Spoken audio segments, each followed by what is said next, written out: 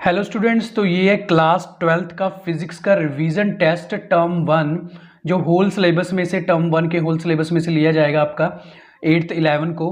तो जल्दी से हम इसके एमसीक्यू हैं जो उनके सॉल्यूशंस कर लेते हैं हम जल्दी से। पहला हमारा क्वेश्चन है, a charge Q1 exert a some force on a second charge Q2, a third charge Q3 is brought near them, then force exerted by Q1 on Q2 will be।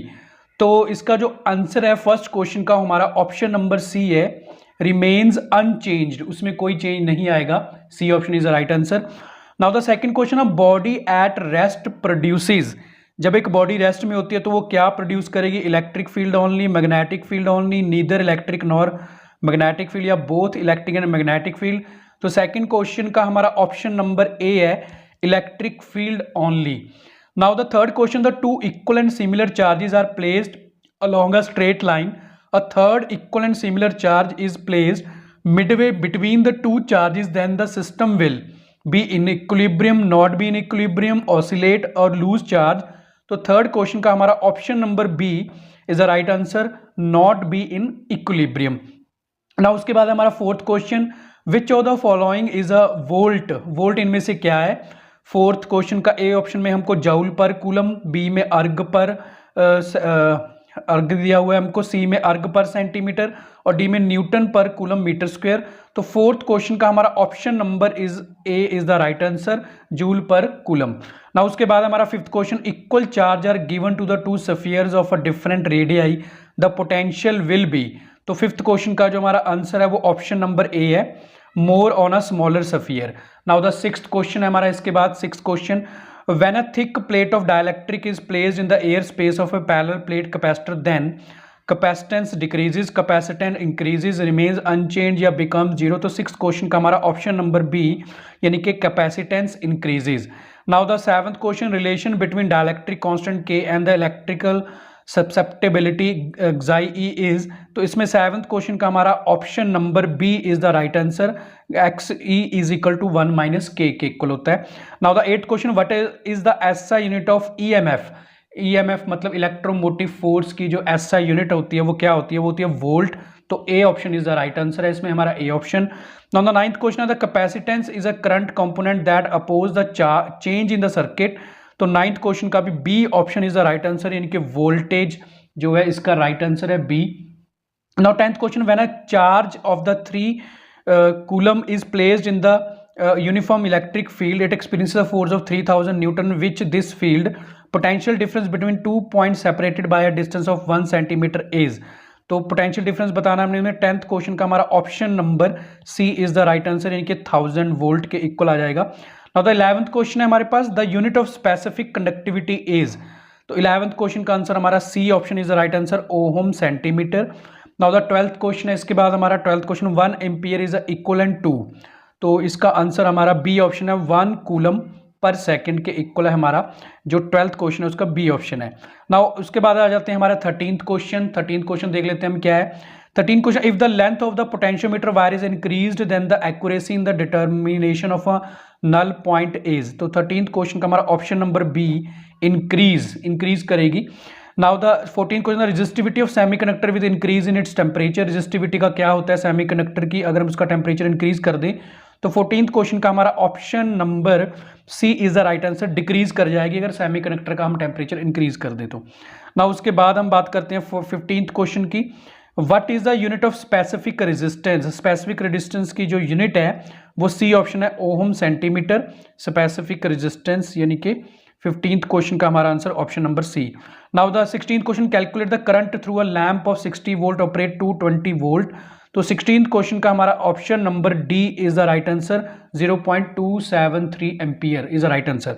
Now the 17th question, an electric charge a move with the constant velocity v parallel to the line of force of a uniform magnetic field B, then the force experienced by the charge is। now 17th question का हमारा option number C is the right answer, 0। तो ये थे हमारे 17th question तक। उसके बाद हम नेक्स्ट देख लेते हैं हमारे क्वेश्चन नंबर 18 है, उसके बाद हमारा क्वेश्चन नंबर 18 हम देख लेते हैं 18 क्वेश्चन। नाउ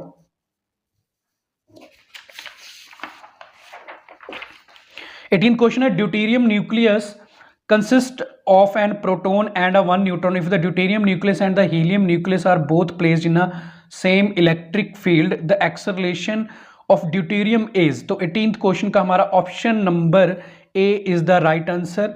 ए है equal to that of the helium.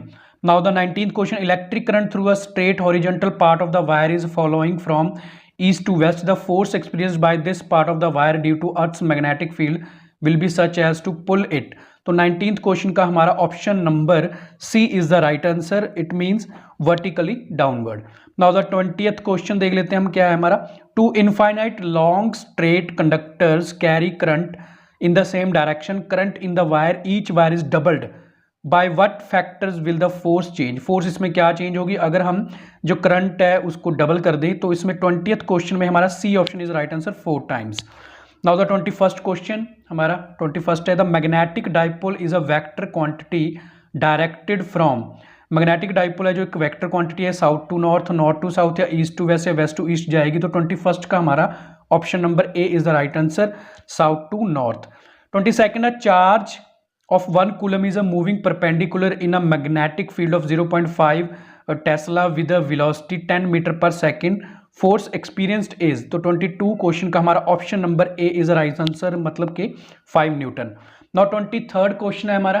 Question number 23 देख लेते हैं. A uniform electric field and a uniform magnetic field are produced pointed in the same direction and electron is projected with the its velocity pointed in the same direction. तो 23rd का हमारा option number A is the right answer. The electron will turn to its left. 24th question है. A proton moving with velocity v is acted upon the electric field E and magnetic field B. The proton will move undeflected if. हमारे पास यहाँ पे options हैं A B C D. तो इसका option number 24 का D is the right answer, मतलब E electric field and B magnetic field both are parallel to velocity vector यानी कि V. Now the 25th है. A charge particle enters in a magnetic field with the same velocity parallel to the magnetic field. The nature of the path followed by the charge particle will be. तो charge particle का nature कैसा होगा. तो 25th का option number C is the right answer, straight line. Straight line होगा उसका. Now the 26th question है. उसके बाद हम देख लेते हैं 26th क्वेश्चन क्या है. The basic instrument use to detect the current. Current को डिटेक्ट करने के लिए कौन सा हमारा जो यूज होता है, basic instrument use to detect the current, galvanometer. C is the right answer. Now 27th देख लेते हैं हम क्या है. The direction of induced EMF is given by. Direction is induced EMF. C option is right answer, Lenz law लेंगे हम इसमें. 28th था. Conductor is moving in a magnetic field B. The induced current is I. The magnetic field is doubled. The induced current will be. तो 28th का हमारा option number D है, मतलब B doubled हो जाएगा इसमें. ना उसके बाद 29th क्वेश्चन देख लेते हैं हम. A capacitor allows AC to pass but DC block DC या allows DC to pass but block AC. तो इसका 29th का हमारा option number A is a right answer, allows DC to pass but block DC. 30th question देख लेते हैं हम क्या है. 30th question. A coil has a resistance of 8 ohm and an inductive reactance of 6 ohm. The impedance of the coil. तो 30th question का C option is the right answer, 10 ohm. The choke coil is use to control. Choke coil को control करने, किसको control करने के लिए use किया जाता है. बी ऑप्शन है, अल्टरनेटिंग करंट यानी कि एसी. नाउ द 32 है. In AC circuit the AC meter measures. 32 का हमारा ए ऑप्शन है, RMS values, root mean square values. 33 है. The concept of displacement current was introduced by. तो 33 का हमारा option number A, Maxwell is a right answer. अब 33 के बाद हमारे नेक्स्ट क्वेश्चन देख लेते हैं हम 34 एंड 35. तो 34 क्वेश्चन है. In a plane electromagnetic waves the electric field oscillates sinusoidally it at frequency 2 × 10⁻10 hertz and amplitude 48 volt per meter. The wavelength of the wave is. तो हमारे इसमें 34 का जो option number B is the right answer, 0.0. 35 का हमारा जो answer है वो बी ऑप्शन है, 1/√μ नॉट एप्सिलॉन नॉट. तो ये 35 का हमारा B option is the right answer. तो स्टूडेंट्स ये थे हमारे एमसीक्यूज जो कि टर्म 1 का रिवीजन टेस्ट हुआ है, मतलब होना है आपका 8/11/2021 को. तो आई होप इससे आपको हेल्प होगी स्टूडेंट्स. आप हमारे साथ ऐसे ही बने रहिए, हम आपके जो क्वेश्चंस पेपर के सॉल्यूशंस अपलोड करते रहेंगे. तो okay students, keep studying, take care and bye.